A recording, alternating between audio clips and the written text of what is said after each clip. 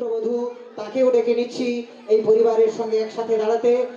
গুরুপৌত্র গুরুদেবের আমার বসন্ত কুমার দাস অধিকারী মহাশয়ের স্বর্গত আমাদের গুরুদেব, আমাদের এলাকার গুরুদেব স্বর্গত বসন্ত দাস অধিকারী মহাশয়ের এই মুহূর্তে তার কমপ্লিট পরিবার, এই মুহূর্তে তার সম্পূর্ণ পরিবারের চিত্র আপনাদের সামনে আমরা ধরে রাখছি। আপনারা চিরন্তনভাবে এই 75 বছর পূর্তি উপলক্ষে ধরে রাখুন এই এই কারিগর গুরুদেবের পুরো পরিবারের চিত্র। যে যে কথাটি আমি বলতে যাচ্ছি, আপনারা শক্ত পায়ে মাটির উপরে পা রেখে আপনারা দাঁড়িয়ে থাকুন বা বসে থাকুন। আপনার পায়ের তলার মাটি সরে যেতে পারে। আমি যে চমকের কথা আপনাকে এখন বলবো, আপনারা আপনার শরীরে করতালি দিয়ে সম্বর্ধনা জানাবেন এই গুরু পরিবারকে। আমি যে কথাটা বলতে যাচ্ছি সেটা হচ্ছে, ফটোগ্রাফির মাধ্যমে চিরকালের জন্য ধরে রাখুন এই মুহূর্ত জীবনে আর কোনোদিন হয়তো আমরা পাবো না। আমরা ছাত্র হিসাবে গর্বিত। গুরুপত্নী আমাদের গুরুমা, তিনি আমাদের গুরুমা, তিনি আমাদের এই স্কুলের জন্য তার সঞ্চিত তহবিল, তার সামর্থ্য থেকে 5,000 টাকা, 5,000 টাকা আমাদের স্কুলের উন্নতির জন্য, আমাদের স্যারের, আমাদের গুরুদেব স্বর্গীয় বসন্ত দাস অধিকারী মহাশয়ের স্মৃতি রক্ষার জন্য গুরুপত্নী আমার গুরুদেবের স্ত্রী, আমার গুরুমাতা, তিনি আমাদের স্কুলের প্রধান শিক্ষক শ্রী বিশ্বজিৎ রাউত মহাশয়ের হাতে 5,000 টাকা সম্প্রদান করছেন, তুলে দিচ্ছেন। 5,000 টাকা আমাদের গুরুমাতা তুলে দিচ্ছেন। এর থেকে আমাদের গ্রামের জন্য আর আনন্দের কথা কি হতে পারে? এর থেকে আমার মনে হয় এর থেকে বড় প্রাপ্তি আমাদের জীবনে আমরা যতই ন্যাশনাল লেভেলে অ্যাওয়ার্ড পাই, জাতীয় পুরস্কার পাই যতই, কিন্তু এই মুহূর্তের এত উল্লাস, এত বড় আনন্দের প্রাপ্তি আর মনে হয় কোনোদিন জুড়বে না আমাদের। ধন্য হলো এই গ্রাম, ধন্য হয়েছিল একবার প্রথমে সেই গ্রাম যেদিন পদার্পণ করেছিলেন বসন্ত দাস অধিকারী মহাশয়, এই গ্রামের মাটিতে পা রেখেছিলেন, এই গ্রামের ধুলা ধুলে রেখেছিলেন তার পায়ে। ধন্য হয়েছিল এই গ্রাম। আমরা গভীরভাবে আমরা আপ্লুত হয়ে বলতে পারি, তার শিক্ষায় শিক্ষিত হয়ে আজকে এই জায়গায় আমরা পৌঁছেছি। ধন্য হয়েছে এই গ্রাম। দ্বিতীয়বার ধন্য হলো গুরুপত্নীর আশীর্বাদ ধন্য এই মাটিতে। তিনি আশীর্বাদ করে গেলেন এই 5,000 টাকা অনুদান দিয়ে আমাদেরকে কৃতজ্ঞতার পাশে চিরদিনের জন্য আমাদের পুত্র পৌত্র সন্তান সন্ততিদের জন্য মনে রাখার মতো একটা ঘটনা ঘটিয়ে দিয়ে গেলেন। বেঁচে থাকুক এই পরিবার, এই রকম পরিবার ভারতবর্ষে আরো জন্মাক। আমরা গোটা গ্রামের বাসিন্দারা, আমরা যে যেখানে থাকি না কেন, বিনম্র প্রণতি দিয়ে এই পরিবারকে শ্রদ্ধার জ্ঞাপন করছি এই পরিবারের চরণে। সেই পরিবার ঈশ্বর ধন্য হোক, ঈশ্বর কৃপা করুন, এই পরিবার সদা সুখী থাকুক। আমাদের গুরুদেব যেখানেই থাকুন না কেন, তিনি যেন দেখতে পান এই পরিবার সদা সুখী আছে। অন্তত যে মানুষগুলোর পাশে আমি সারা জীবন কাটিয়ে এসেছি, যে ছেলেদেরকে আমি পড়িয়ে এসেছিলাম, সেই ছেলে মেয়েগুলো আমাদের কথা স্মরণ করছে এবং ঠাকুরের কাছে একটা প্রণতি জানিয়েছে যে আমার পরিবার সুখে থাকুক। আর আমাদের বলার কিছু নেই। আমরা গুরুপুত্রকে বলবো দু কথা বলার জন্য।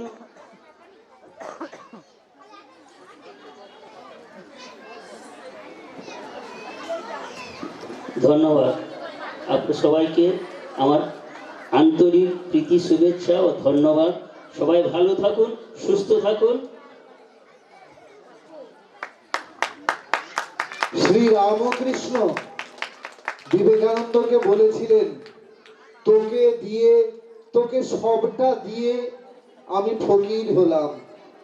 আমাদের গুরুদেব নিজেকে উজাড় করে, নিজেকে নিংড়ে দিয়ে গিয়েছিলেন, আজ শেষটুকু দিয়ে গেলেন গুরুমা। এ আমাদের চরম আর পরম প্রাপ্তি। এটা সারা জীবনের সম্পদ, অক্ষয় হয়ে রইল। অক্ষয় হোক উনাদের দান, অক্ষয় হোক আগরাড়া কুমারদা প্রাথমিক বিদ্যালয়, অক্ষয় হোক অগণিত ছাত্রছাত্রী, অক্ষয় হোক শিক্ষাঙ্গন, অক্ষয় হোক এই প্রেম আলিঙ্গন, অক্ষয় হোক আমাদের এই দর্শকদের শুভ মানসিকতা, শুভ চৈতন্যবোধ। ধন্যবাদ।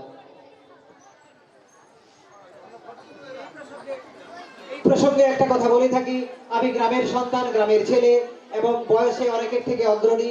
আমি একটা কথা গ্রামবাসীদের কাছে, অনেকের কাছে আবেদন রাখবো, এই কর্মযজ্ঞ দীর্ঘদিন অনেক আগে থেকে শুরু হয়েছে। অনেকে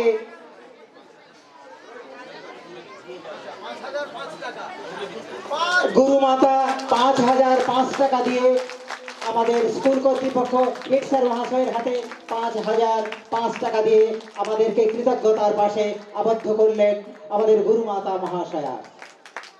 আপনারা ছবিটা তুলে ধরুন। পুরনো যুগে ছিল 5 শিকে, এখন 5,005। পবিত্র শব্দ। আমরা তো গুরু দক্ষিণা সরাসরি দিতে পারছি না, গুরুদেব নেই আমাদের। উল্টে গুরুদেব আমাদেরকে, গুরু মাতার মাধ্যমে আমাদেরকে দক্ষিণা দিয়ে গেলেন। দক্ষিণা না, আমি বলবো গুরুদেব আশীর্বাদ দিচ্ছেন, গুরুদেব আশীর্বাদ দিলেন গুরু মাতার মাধ্যমে। ধন্য হোক এই স্মৃতি, ধন্য হোক আগরড়া কুমারদা প্রাথমিক বিদ্যালয়ের 75 বছর পূর্তি উৎসব। ধন্য হলো আজকের দিনে গোটা গ্রাম, আগরড়া গ্রাম ধন্য হলো, পূত পবিত্র এই গ্রাম ধন্য হলো আজকে। যে যে পথদ্রষ্টা পথ দেখিয়েছিলেন এই 75 বছর পূর্তি উৎসবের সূচনা করার জন্য, এই রকম একটা দিন আমাদেরকে উপহার দেওয়ার জন্য, যার মস্তিষ্ক থেকে প্রসূত হয়েছিল, সেই এই কল্পনাকারী যিনি কল্পনা করেছিলেন এইরকম একটা দিন আমাদের সামনে উপহার দেবেন, সহস্র অজস্র প্রণতি আমার তরফ থেকে।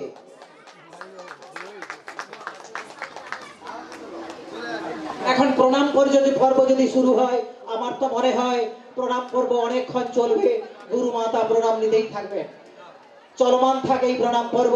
গুরু মাতা দূরে থাকলেও আমাদের প্রণাম কিন্তু প্রবহমান থাকবে।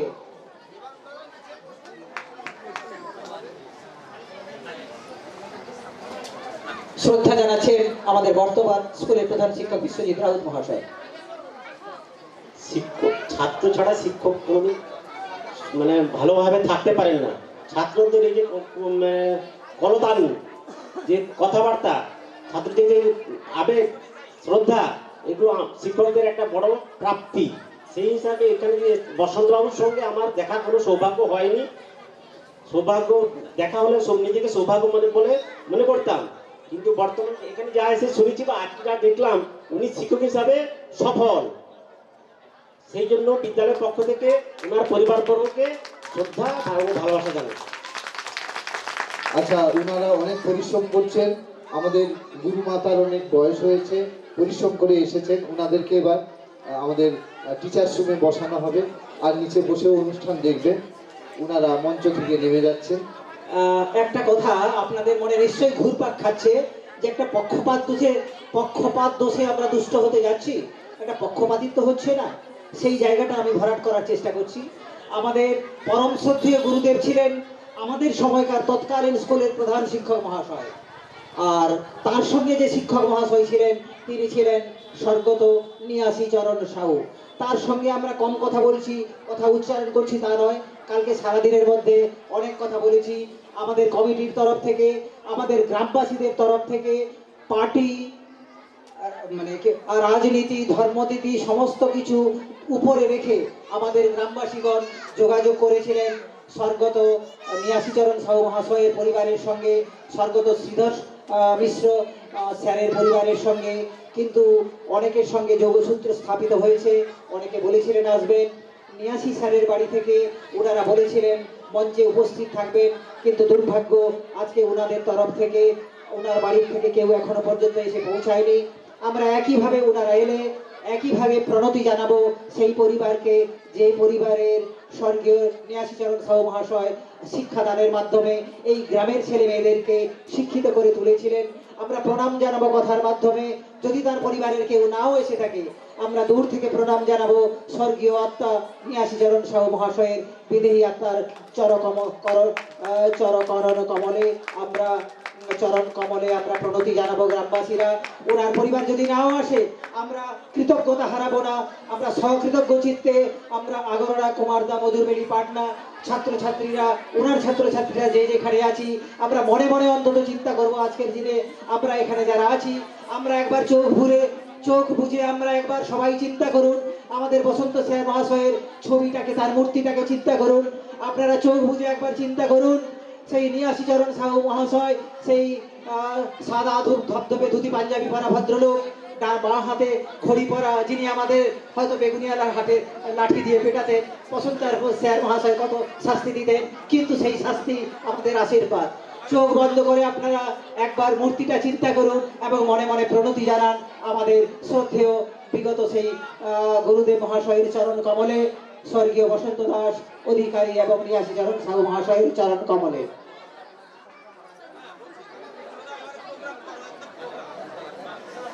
নমস্কার।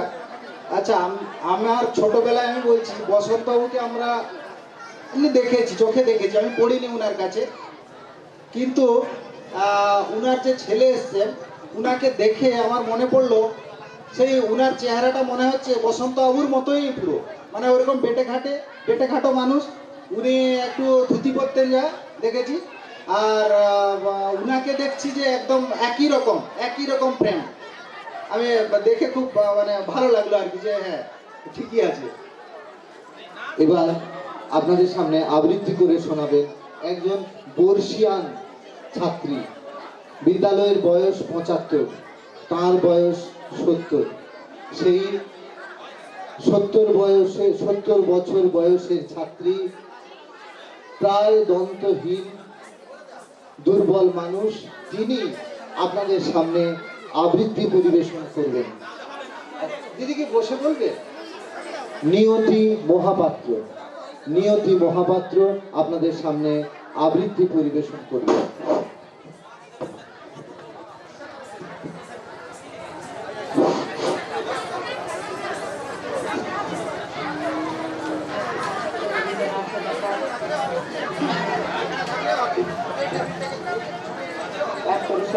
প্রশ্ন। ভগবান তুমি আছো যুগে যুগে, দূত পাঠাইছো বারে বারে, দয়াহীন সংসারে। তারা বলে গেল ক্ষমা করো সবে, বলে গেল ভালোবাসো, অন্তর হতে বিদ্বেষ বিষ্ণাসো। বরণীয় তারা স্মরণীয় তারা, তবুও বাহির দ্বারে, আজি দুর্দিনে ফিরানো তাদের ব্যর্থ নমস্কারে। আমি যে দেখেছি গোপন হিংসা কপট রাত্রি ছায়ে, এনেছে নিঃসহায়ে। আমি যে দেখেছি প্রতিকারহীন সত্যের অপরাধে, বিচারের বাণী নীরবে নিভৃতে কাঁদে। আমি যে দেখিনু তরুণ বালক উন্মাদ হয়ে ছুটে, কি যন্ত্রণায় মরেছে পাথরে নিষ্ঠর মাথা কেটে। কণ্ঠ আমার রুদ্ধ হাজিতে বাঁশি সঙ্গীত হারা, অমাবস্যার কারা লুপ্ত করেছে আমার ভুবন দুঃস্বপনের তলে। তাই তো তোমায় সুধাই অশ্রু জলে, যাহারা তোমার মিশাইছে বায়ু নিভাইছে তব আলো। তুমি কি তাদের ক্ষমা করিয়াছ, তুমি কি বেসেছো ভালো? 75 বছরের একজন ছোট্ট খুকি আপনাদের সামনে পরিবেশন করলেন রবীন্দ্রনাথ ঠাকুরের লেখা প্রশ্ন কবিতা। আপনারা উদ্বুদ্ধ হবেন। এইরকম বয়স্করা যারা আছেন, প্রাক্তনীরা, আমরা সাদরে আমন্ত্রণ জানাবো মঞ্চে, তারা যদি কিছু পারফর্ম করেন, কিছু যদি নিবেদন করেন। আচ্ছা, দুটো খুব গুরুত্বপূর্ণ কথা এক্ষুনি বলবো। আপনারা কেউ সেবা না করে যাবেন না। প্রত্যেকের জন্য এই দ্বিপ্রাহরিক ভোজনের ব্যবস্থা আছে। আপনারা দয়া করে আপনারা দুপুরের খাবার খেয়ে যাবেন, সাথে সাথে অনুষ্ঠানও দেখবেন। আর একটা গুরুত্বপূর্ণ কথা, এটা না বললেই হবে না। এত সুন্দর মঞ্চ, এত সুন্দর বসার জায়গা, প্যান্ডেল, এসব যার প্রচেষ্টায়, যার জাদুতে হয়েছে, সে হচ্ছে আমাদের হাবলু ডাক নাম, ভালো নাম, প্রদীপ দাস।